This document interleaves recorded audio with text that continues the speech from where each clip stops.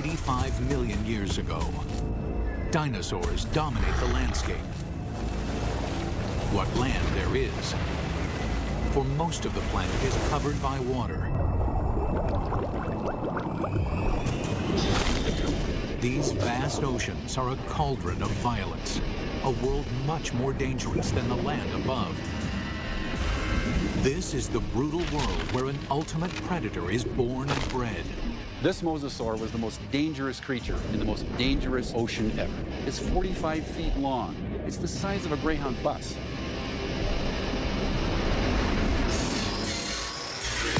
Now a monster is resurrected inside a laboratory, and its killing secrets revealed. This is a mosasaur, and this is a mega beast.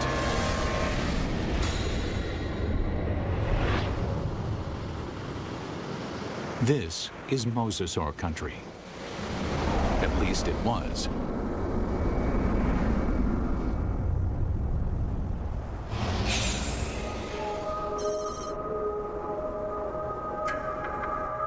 Where I'm standing would have been the bottom of the western interior sea about 85 million years ago. Mike Everhart is one of the world's leading experts on mosasaurs. The horizon would have been ocean for as far as you could see. The seaway stretched for hundreds of miles from where we're standing. At this time, the climate is warmer, so there are no polar ice caps. Sea levels rise until well over 80% of the planet is covered with ocean. The center of North America was covered with water from Nevada to Missouri, from the Gulf of Mexico on up past the Arctic Circle. The floor of this ocean, known today as the Kansas Chalk, was created by billions and billions of nanofossils, the shells of tiny plankton that drifted down and were deposited on the seabed. What we're looking at here is literally hundreds of thousands of years of deposition on the sea bottom of the western interior sea. What we see back here is roughly an inch per 700 years to build up that much chalk. So there's untold billions of these animals there. And entombed in this chalk are giant fossils of mosasaur. In the late 1830s, the bones of the beast are first uncovered in North America. This is where the mystery of the mosasaur begins, because nobody can say just what this creature is. It is a question that first arises when a massive skull is found near the Meuse River in Holland. The first guy who looked at it thought it was part of a fossil whale. It was also thought to be the jaws of a crocodile, a giant lizard, and one person even suggested it was a dragon slain by a medieval knight. A French paleontologist described it as a mosasaur, meaning Meuse River reptile. Eventually, the American bones are matched up with the earlier fossil find in Europe and correctly identified as a mosasaur. Over the next 80 years, as scientists begin the serious hunt for dinosaur fossils, a pattern emerges. In every corner of the globe, they find mosasaur bones. This points to one conclusion: no other predator has ever dominated the planet like the mosasaur. This guy weighed 8 tons. It could easily swallow a full-grown human male whole, just like a tater tot. Scientists investigating mosasaurs realized that nothing on Earth could have stopped them. It took a cosmic catastrophe to end their reign.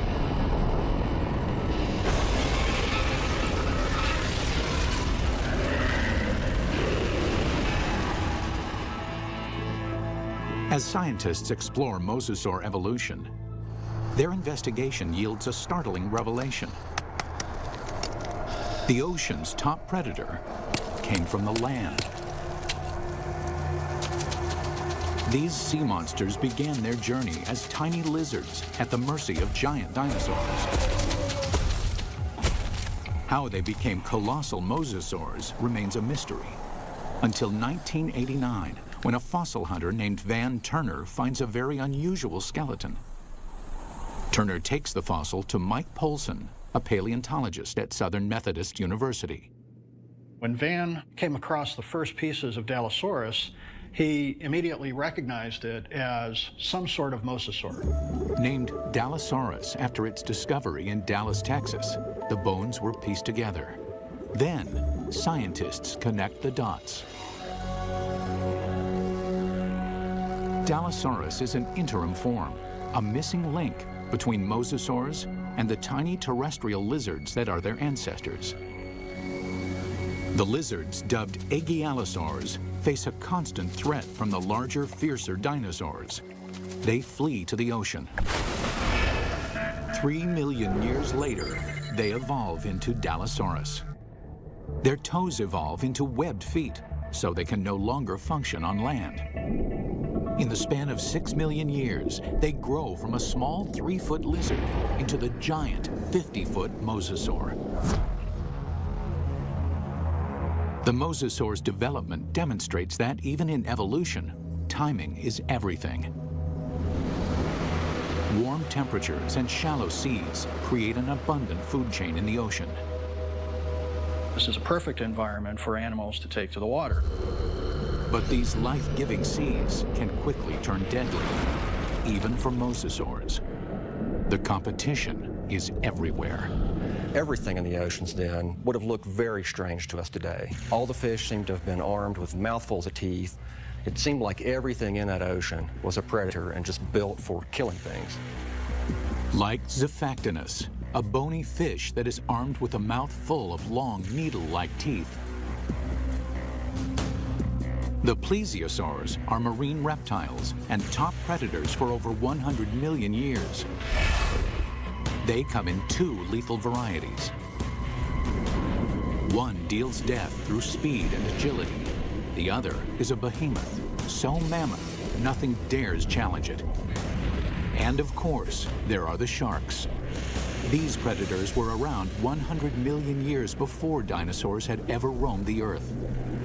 This is a tooth from a large shark that lived during this time, during the age of when mosasaurs swam in this ocean. It's from a shark called Cratoxorana mantelli, the Ginsu shark.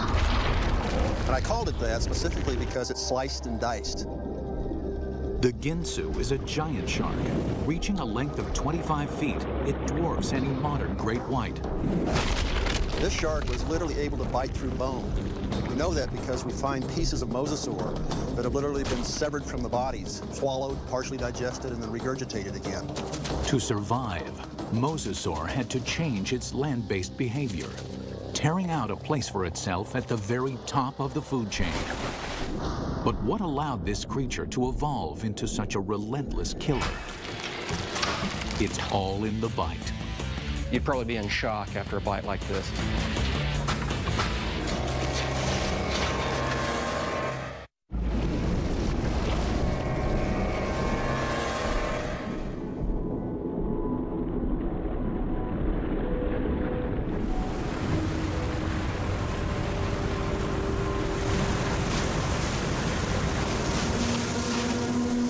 Taking her up!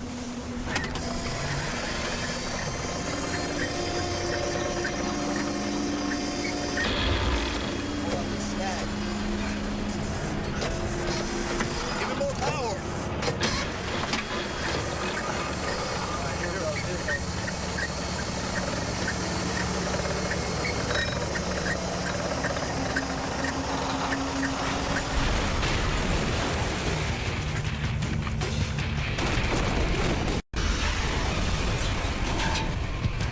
Captain! On the port side! On the port side!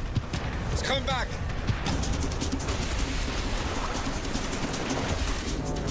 We humans got lucky. We managed to miss out on the Mosasaur.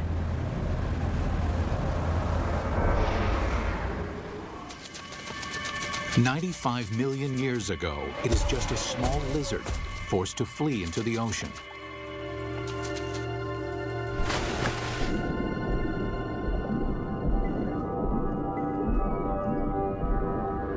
Within 6 million years, it grows into one of the most successful predators of all time.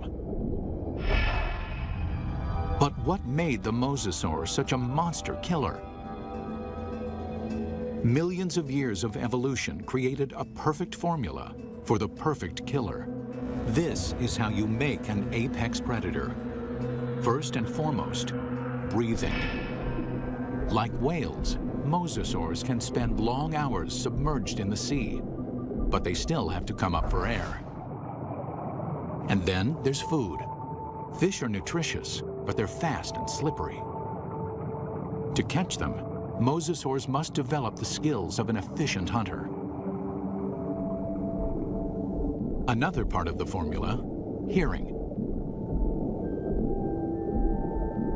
In the water, sound location becomes a prime method for hunting. Mosasaurs modify their terrestrial ear into a super amplification system that makes sounds 38 times louder. In his studies of the mosasaur, paleontologist Dr. James Lamb has been able to reconstruct the creature's hearing mechanism. This little piece fits in this pit and moves back and forth. And then this piece fits here, and a small movement in this first piece creates a large movement in this one.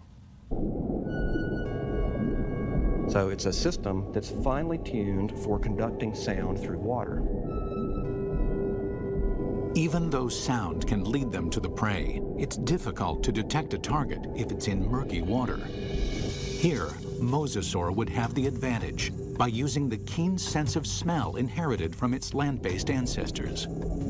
A mosasaur like this would have had a tongue that would have functioned exactly like a monitor lizard's tongue. The reason why the tongue is forked is so that the animal can smell in two different directions at the same time. This is smelling in stereo. One more addition to our killing formula. Sonar. The last piece in the puzzle is this set of nerves that run down the side of the upper jaw and especially are concentrated here in the snout. And it's a system for detecting the pressure wave given off by the prey. Mosasaur uses this pressure wave sonar to hunt, much like modern killer whales use echolocation. All these adaptations mean mosasaur has a good chance of locating dinner, but they still have to catch it. And chasing down fast, elusive prey requires jet-like speed.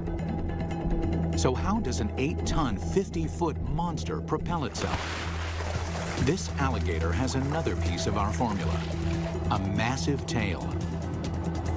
Along with crocodiles, gators have a long, flattened tail shape similar to mosasaurs.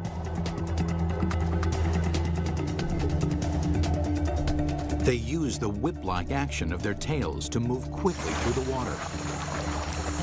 One of the things you notice, first off, when you look at a mosasaur, is fully half the length is the tail. Mosasaurs retain their terrestrial lizard shape, except for the tail, which evolves from a round snake-like shape into a wide, flat paddle.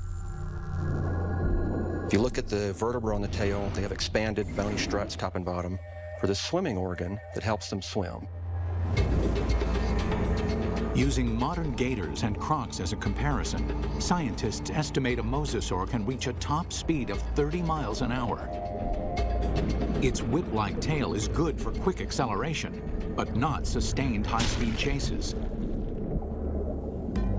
Fish are built to swim fast and far. Mosasaurs won't win a marathon, so they have to strike quickly.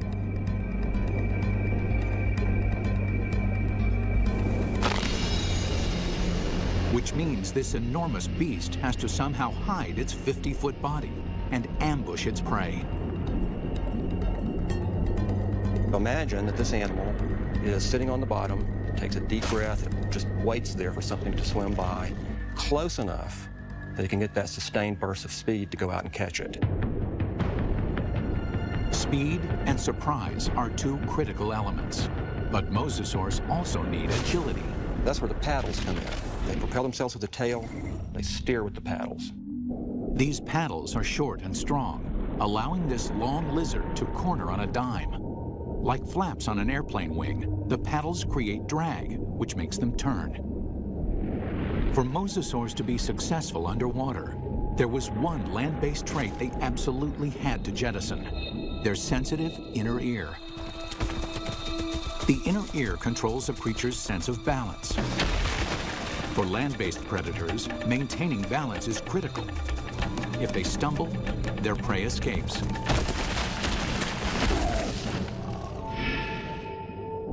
But in water, animals move in every direction, like a gyroscope. An animal with a sensitive inner ear can quickly become dizzy and disoriented.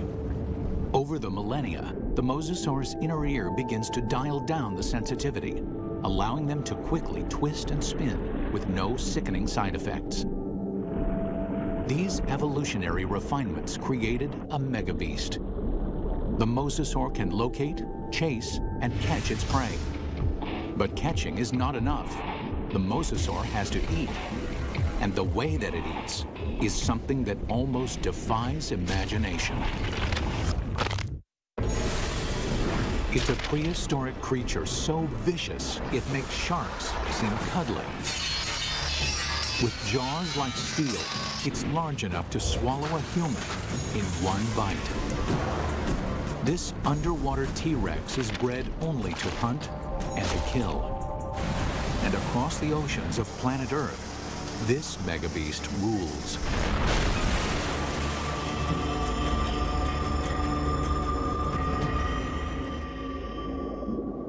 But 95 million years ago, mosasaurs had some serious competition from a familiar denizen of the deep, the shark. Prehistoric sharks, like their modern cousins, are vicious and durable, traveling vast distances, ripping apart any creature that gets in their way. Sharks had been around for over 250 million years when mosasaurs evolved onto the scene. At that time, the largest, fiercest shark in the water was the giant Ginsu shark. The Ginsu would have, of course, looked very much like a modern great white, a very big, heavy-bodied shark. At a length of 25 feet, the aptly named Ginsus are over 10 feet longer than a typical great white. With mosasaurs and Ginsus hunting in the same waters, one thing is certain: there will be blood. There was quite a competitive relationship going on when the big sharks and the mosasaurs were running into each other frequently. And at least at first, the mosasaurs were losing a lot. There's definite evidence that sharks attack mosasaurs. You can see right here that there are clear bite marks from the arc of the mouth of a shark that was attacking. These big sharks carved up a lot of mosasaurs. So we find shed teeth, we find bones that are severed during this time.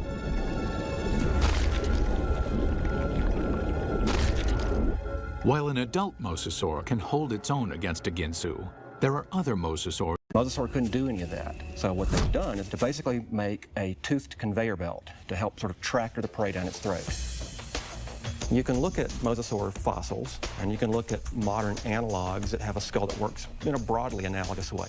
But sometimes building a model tells you something you just can't find out any other way.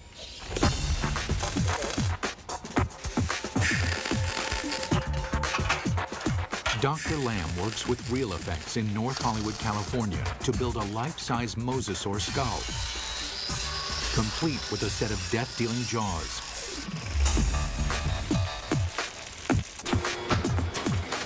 The massive steel jaws are powered by pneumatics instead of muscles and ligaments. Never thought I'd see a steel mosasaur skull, but this is very cool looking. We've got 3 pneumatics, we've got 2 operators to run it, and we've reduced it to 3 basic motions.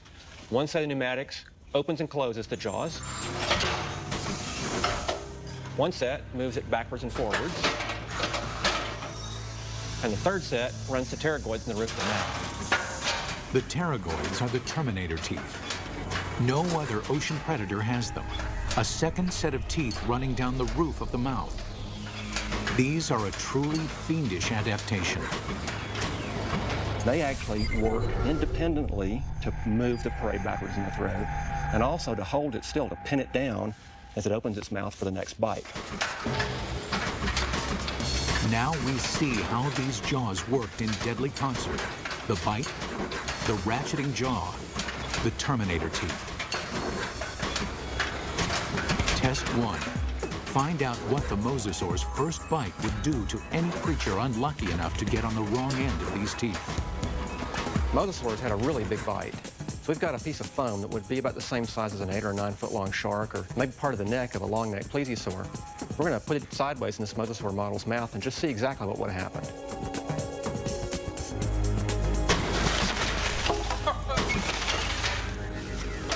Well, that's going to leave a mark, isn't it? That's a broken neck. I'm pretty convinced that this thing would have probably killed something with the first bite. First time it bit down and ratcheted back like that, the thing's neck is broken. Test 2. Measure the capacity of its bite. Very simply, when our metal mosasaur chomps, how much ersatz meat goes into its mouth? We've got this piece of foam with 4-inch squares painted on it. We're going to feed it to this mosasaur and see how much with each bite this thing would have dragged its prey down its throat.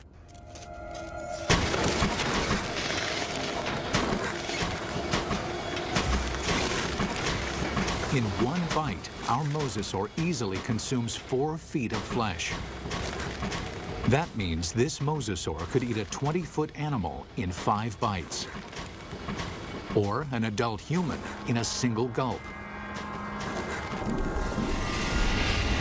It's not just the size of the bite. Inside the mouth, the teeth are virtual meat hooks. Dr. Lamb demonstrates with a hunk of ballistics gel, which is similar in consistency to human flesh.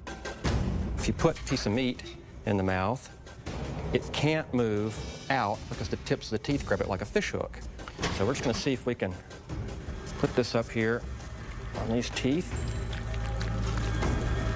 You can't come out this way because you're caught on these teeth. The only way you can really go is further into the mouth, which is really not the direction you want to be going. And let's just see what happens here.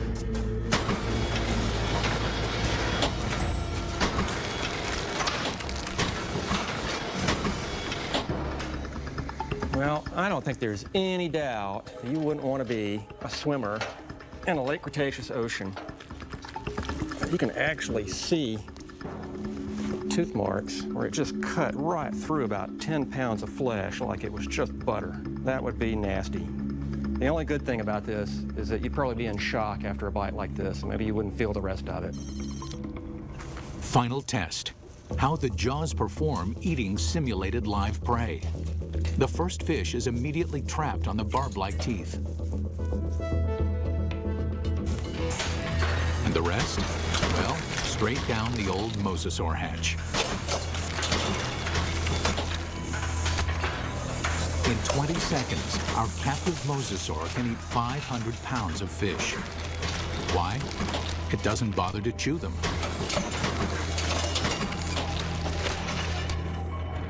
There's a rapidly vanishing cloud of red and a few scales, and that's all that's left of it. For dessert, they test an item that mosasaur never had the opportunity to eat.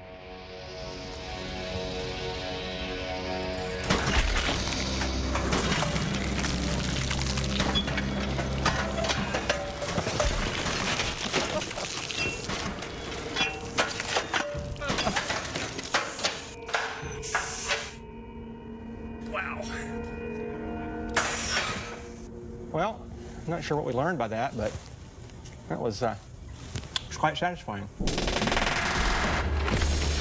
It's abundantly clear why Mosasaur is the ultimate success story of evolution, growing from a 3-foot lizard into an alpha predator.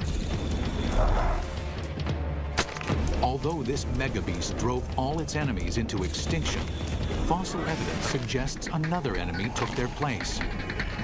And this enemy is something the Mosasaur has never seen before.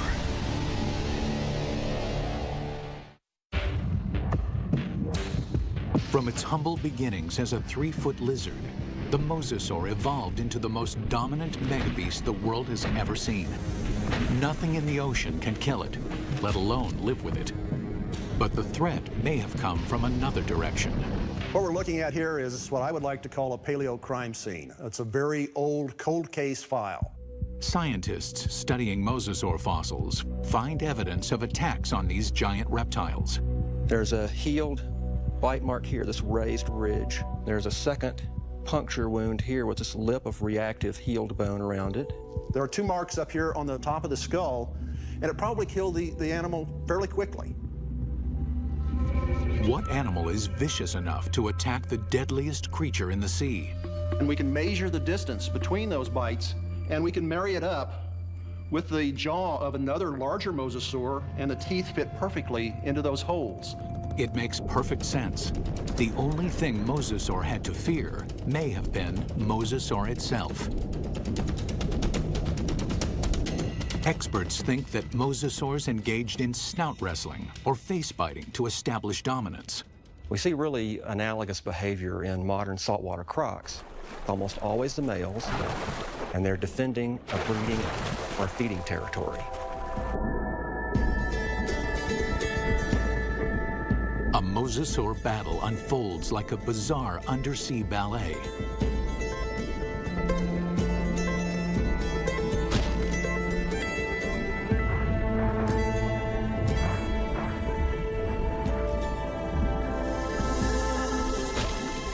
When one establishes dominance, the other gives up and swims away.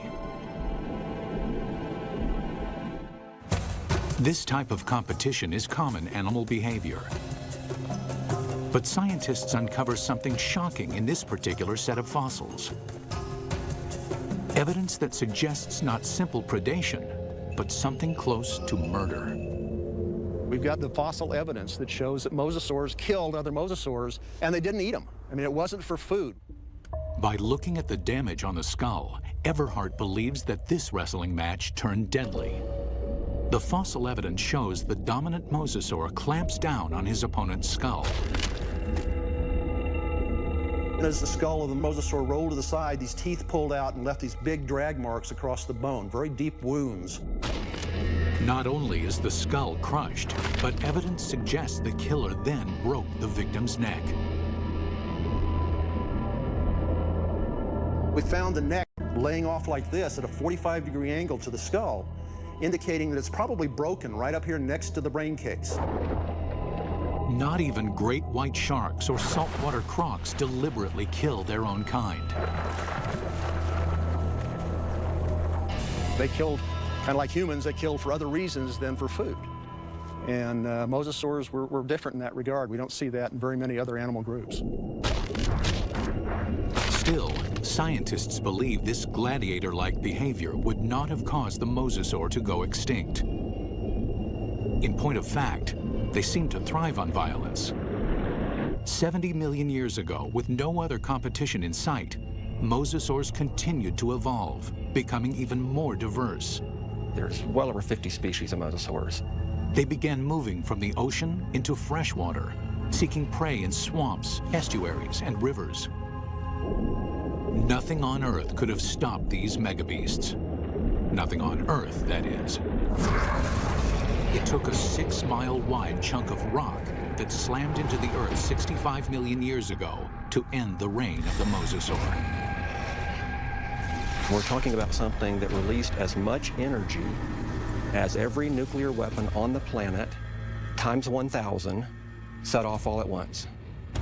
The magnitude of this blast causes a shockwave of earthquakes and volcanoes. Mega tsunamis race across the oceans. A cloud of superheated dust and molten rain fills the atmosphere, blocking out almost all of the sunlight. This devastates the food chain. 75% of the species on Earth are wiped out. With its food supply drastically reduced, the mosasaur is doomed. This cataclysmic event paved the way for the development of mammals and eventually humans. But what if the comet had missed? If mosasaurs had been allowed to thrive, how different would our world be? We wouldn't have any whales, or dolphins, or porpoises, or seals, or sea lions. The oceans and all its fish would belong to the mosasaurs. Bring her down. Fishermen would find very little to catch, if indeed there were humans on the planet at all. These would be very ferocious, very hungry, active marine animals that you wouldn't want to share your ocean with. It's fascinating and frightening to contemplate what might have been had these megabeasts survived.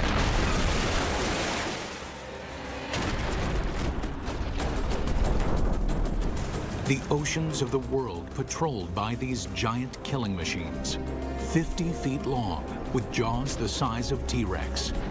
Always hungry, always waiting. just offshore.